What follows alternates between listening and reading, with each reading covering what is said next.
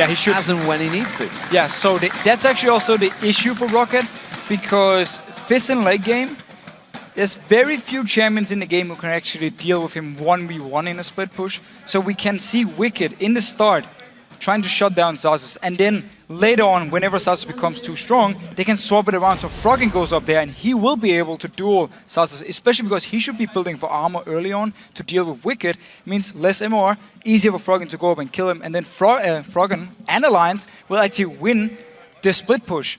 And then, of course, with a Nocturne who can join in around the lanes here so quickly. So very scary split push combination here from Alliance, and then a split push comp, of course. And they can actually go 1-3-1 as long as they do well in the early game.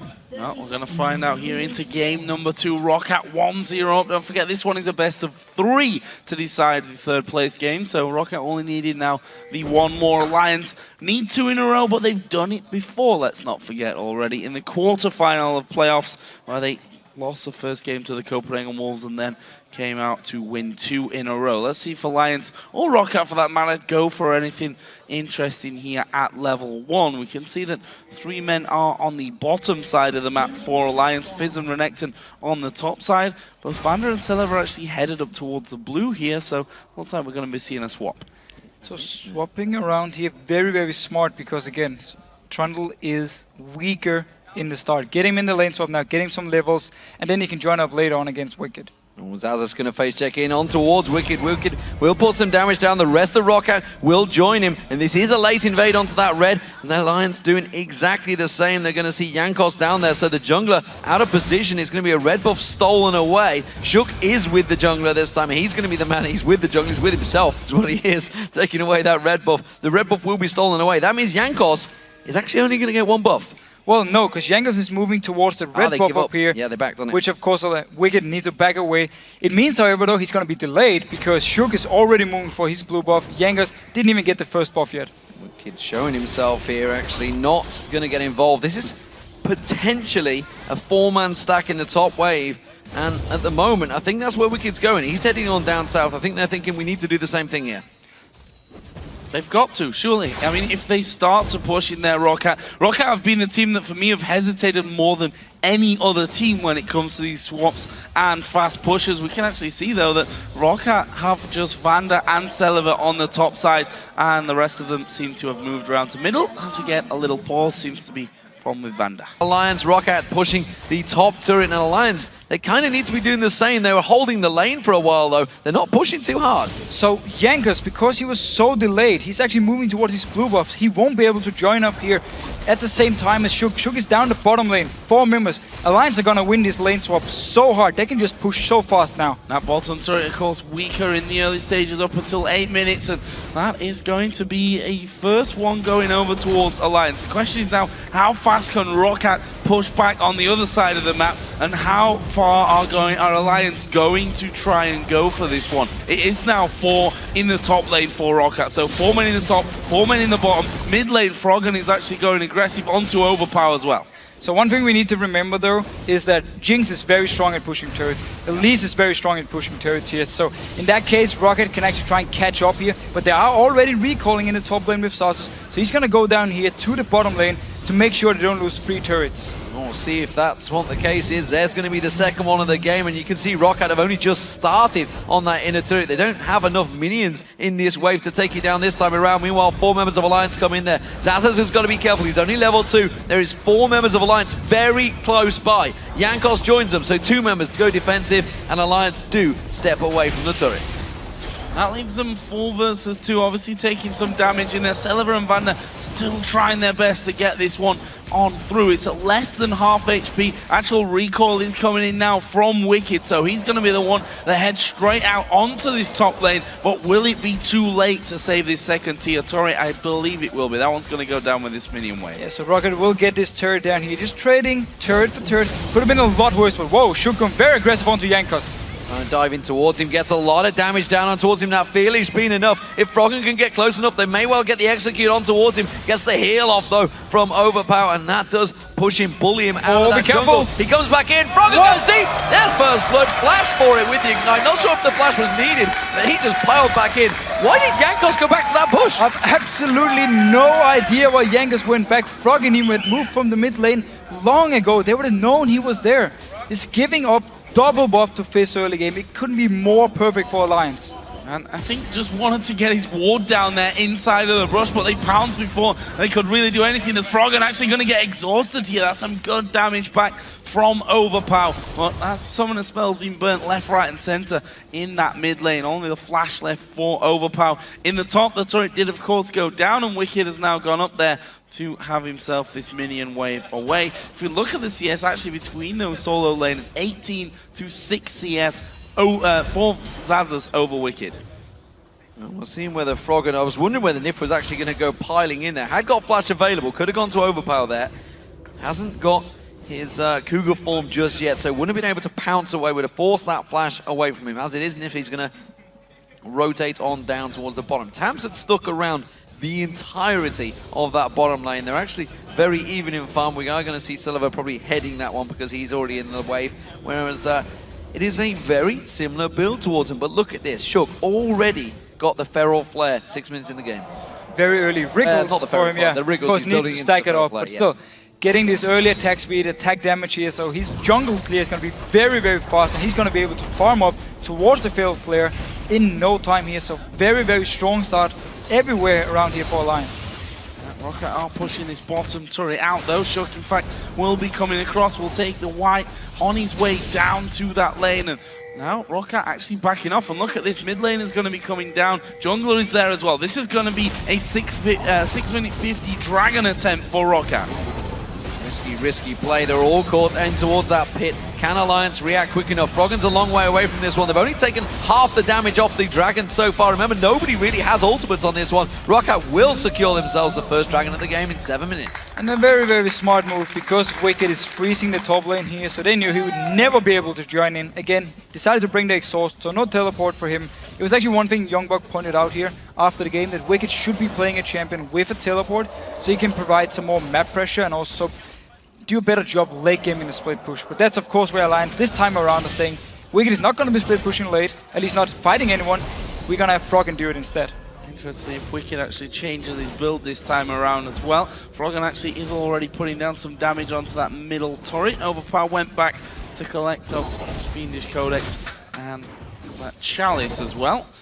Give him a bit more spam ability in that mid lane. On the other side, Sheen already picked up there for Froggen as well, which that first blood certainly will have helped towards. Yeah, we need to see how Froggen decides to build here, because with the Lich Bane nerfs, of course, the AP ratio has gone down 0.25. And also it scales now from your AD. So you need a few levels before it really does the same thing as the old Lich Bane with the AD base thing. I believe it's like 67 AD you need to do the same as the old Lich Bane. So we need to see if he decides to go straight for it. Actually, they're going very aggressive. Straight in, double ultimates used, Overpower on towards the tower, but he's going to go down, the ignite being run. It will be enough, but now Froggen's in trouble. You can see Vander coming around there. Jankos will sink his teeth in. Froggen flashes away. Will Vander land one of those legendary hooks? He doesn't need to. The flay was enough, and then Salavar comes in for cleanup duty. This should mean the turret as well. Only Nif is there to try to defend. Both side lanes are getting pushed by Alliance though, but there's a long way for them down to the turrets of Roccat.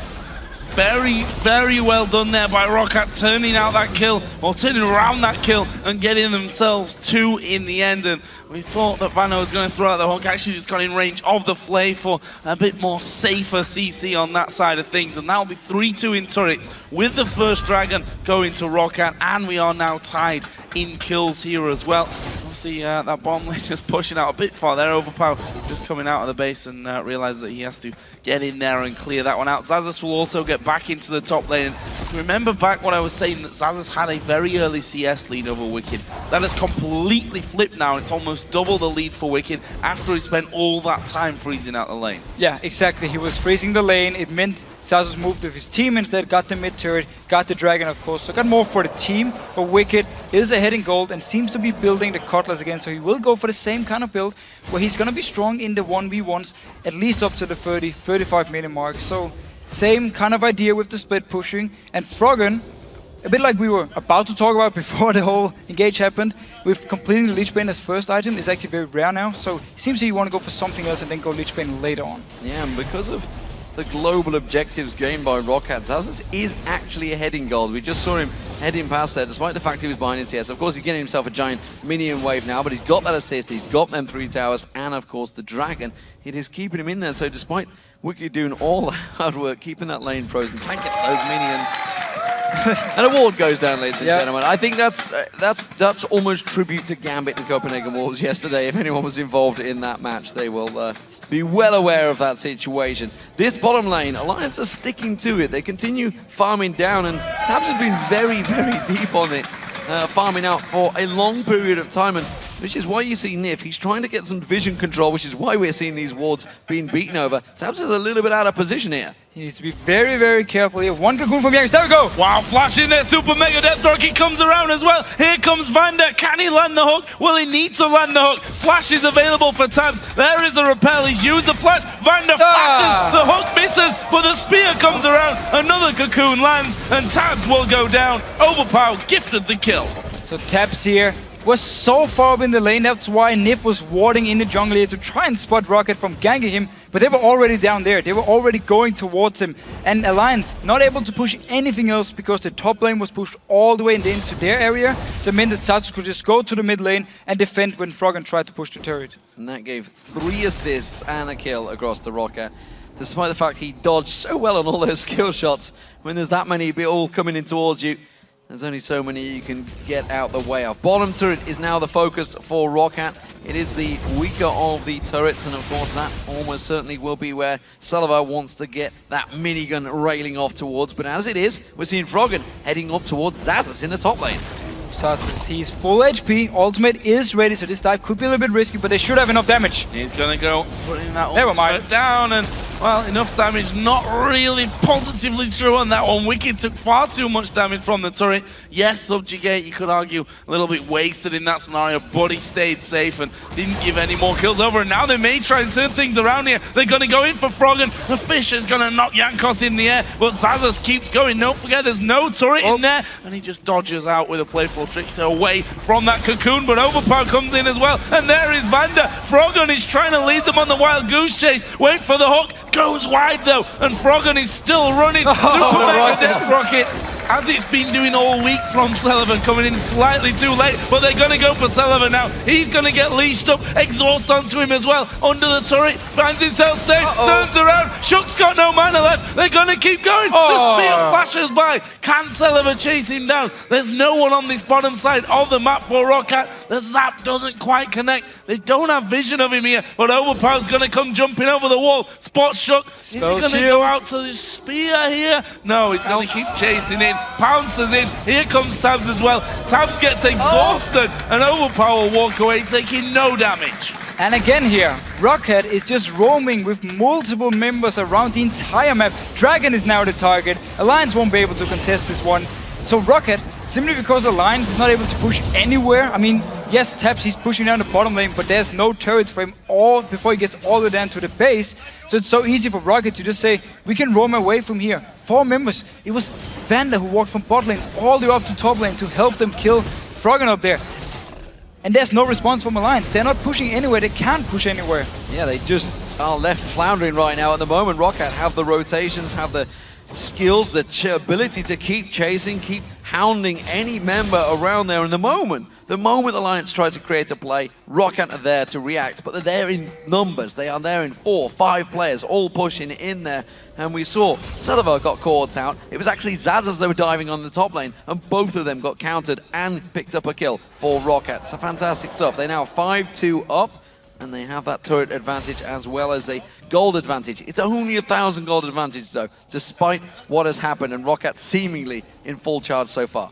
Yeah, it might only be 1,000 gold now, but remember, Nidalee is on the side of Roccat here. Once you fall behind to a Nidalee, I know she can be weak if you're behind yourself, but once you fall behind to her, it's just the same deal. Push up to your turrets and just land spear after spear after spear.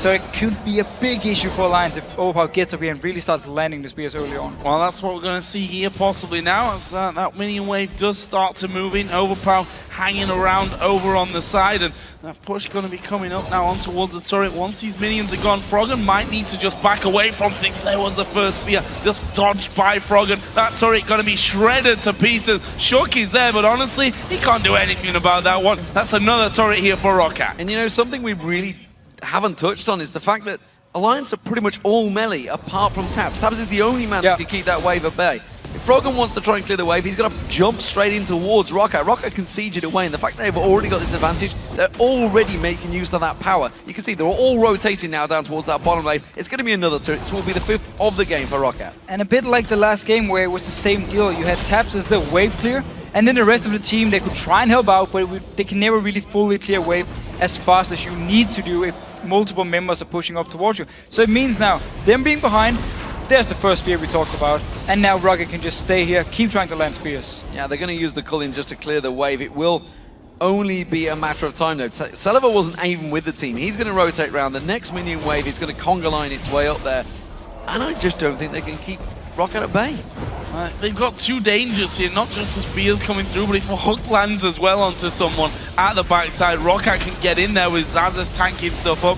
In the end, we see Alliance just can't hang on to it. That's another turret going down, and all of a sudden, 16 minutes into this game, Alliance finds 6 towers have gone down. They've only got their base remaining. And we've seen so much roaming around from Roccat. You normally never see it so early in the game because you want to sit in your lane, you want to get XP, you want to get the gold or get the first few items. Instead, Roccat were like, you know, we're just going to take 4 members, go bot lane, kill Tabs. Then we're going to take 4 members, go top lane and kill Froggen and extend our lead, get the first few turrets and now just continue to siege up.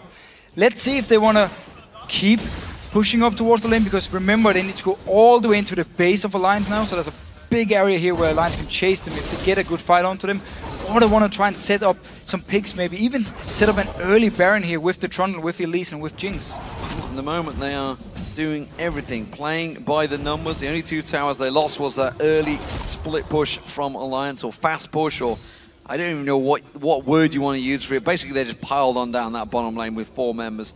I'm sure there is a word out there that everybody likes to use, but at the moment it's just simply taking towers down. Taking the towers down the lane top. And actually, because they recalled up in top here, they got down and only traded 2 turrets for 2 turrets. Yes, there was a few hits from Alliance onto that tower, and Wicked got a lot of farm once he got back up in the lane. But simply then, Roccat said, we don't care about Wicked free farming top or freezing the top lane. We just take objectives, take the dragon. And as you mentioned yourself earlier, once Zazas came up there and took a wave, so he was actually ahead in gold. And I want to talk about this, the fact that Wicked was freezing that lane, because I remember this came up quite a lot during the World Finals. You know, the European teams were doing it. I distinctly remember Gambit doing it. Edward and Genja were freezing the lane. It was Voidal, sorry, and Genja that were freezing that bottom lane. It wasn't Voidal, was it? They changed it just before World. No, it was Voidal. It was Voidal. I'm trying to cast my mind back. It was Darker first. But the difference was, what I wanted to get down to is if this gank goes off, actually. Let's just wait for this gank first. They're going to go on towards Zazas. Zazas is tanky, though. And you can see Shook. He's taking all the damage. Overpower pounces on towards him. Now Froggen's in trouble. He's going to have Plateful Trickster away from this one, but he's going to get chased on him. Pounced on. Overpower Goon. All of the damage trying to chase on towards him. He's going to try and turn it back around, but there's just not enough damage. And that was another double kill picked up. They went for the tankiest member. It was an easy target. So, it's going to be a Baron started off here by Roccat. Back to my point. Why did Wicked not push that lane? Why did he choose to not pressure that top turret? Because he didn't apply pressure. Roccat were allowed to just push all of the other objectives around the map. They just ganged up, they got the dragon, they got the mid turret, all because he was just sat in that top lane. So first of all, he didn't bring a teleport, which means as soon as, even if he fast pushes the lane up here, oh, it's actually going very aggressive onto Celivar. Flashing in there for that one, but he takes a lantern into the Baron pit. Nip gonna try and steal, but it's Roccat, they get the Baron, and now they turn around on towards Wicked. The box is down, Fandner gonna get exhausted, but Wicked with only the Blade of the Rune King can't get away. Overpower will pick off Nip as well, and that's 2 men down for 25 to 30 seconds. They can push here towards the inhibs. Okay, trying to go again. Back to the point though. No, Evan, skip it for now. Roccat setting up the early Baron after they got 2 kills on in the top lane here. Alliance had to try and stop it. Couldn't do anything. The hook came in. Oh, there's one of those hooks. Make yourself a highlight reel, because Vander has been living it the whole spring split season long. 10-2 in kills. First inhibitor going down. We're not even in the 20-minute mark, ladies and gentlemen. Alliance can't even surrender if they wanted to, because those inhibitors are falling, and Roccat are in complete control over Alliance here. Froggen needs to be careful. He's way behind the enemy lines. Yeah, he's going to get chased here for quite a while, and dodging the spear is something that he can do pretty well. Just juking off to the side. This is going to be a cat and mouse as he actually throws the ulti down there. Lantern is going to be thrown in as the Flay comes down as well. The hook, point blank, he's hit a lot harder ones, that's for sure. The playoffs as Froggen. Oh, no! And he fails to jump over the wall. Meanwhile, Shook trying to recall in the enemy jungle. I'm afraid for him that he's not going to be able to get away. Cocoon will land. Xaxus will come around and wait for that pillar to come in. Shook doesn't really care right now. The subjugate actually going down. The pillar comes in the end. Jankos just stopped to have a bit of a chat with his teammates, I think, there along the way. And that fear isn't going to proc off before the kill comes in. However, Overpower is Nidalee. And he walks away as Nidalee does. Yep. A lot of chasing around. Oh, the chat. They were saying, let me escape, please, please. Xaxus is like, nope, you banned my Jax. I'm not letting you escape this one. Straightforward. Roccat playing this one out for the win. Of course, it would take them 2-0 and make them finish 3rd place, which is a fantastic showing for a team that only just got promoted, of course, during the spring promotion tournament. And a team that through the entire season, I mean, they started out so well. Everyone was talking about, whoa, this new Polish team coming in here, they're so strong. The teamwork, like the new picks they brought also to the table. They were one of the first teams to play Pantheon jungle, for instance. The Mordekaiser mid for Overpower. So from the start, they really showed what a strong team they were. They had some issues during the season where teams started to adapt to the tactics, ban out some key things, but they've really come back strong. I like that they're not scared of experimenting. I mean, Overpower brought out Akali in the playoffs. Yeah. Like, that just shows you that they are not scared to go for something that they think's right and may not quite be the norm at this stage. I see that Wicked, he is pretty far behind at this stage. Blade of the Ruin King went in there first, all well and good, but we saw there at the Baron that he can't survive, and there's a spear onto Taps. Talking about normal, we have a Wit's End onto Jankos on Elise here, so... Pretty normal. Yeah, very normal. Heavy hit after heavy hit, I think, is the explanation for that one. There's Chum the Waters being used out. Froggen trying to escape, but he's got the damage. Jankos manages to finish him off with the last little tick of poison. All due to the Wit's End, of course. Could possibly be. They're going to go for another inhib turret here. They're actually trying to fight off the super minions, our Alliance here, that are pushing up inside of their base. They're going to lose this inhib turret, though. That Baron buff is still on. And look at Xaxus. He's chomping down on the top side of the map as well. This could very well be 3 inhibitors going down. Roccat so far ahead at this stage in the game. 23 minutes gone in this game, and it looks to be all over for Alliance. It's been a fantastic season for them. They were a new team at the start of the season, of course, having exchanged from the Evil Geniuses into the Alliance, and of course changing 3 members on the way. They have tried to perform as best of their ability. They're trying to defend out this turret, but it's going to be all too easy. Salavat gets excited and starts running around, zapping everyone in his wake. That speed boost it gives you. It's the game for Roccat, ladies and gentlemen. They will take 3rd place in the spring split. Very, very well played by Roccat in both games, actually. In the end here, though, they really just dominated Alliance. Not even close, I think we can say game 2.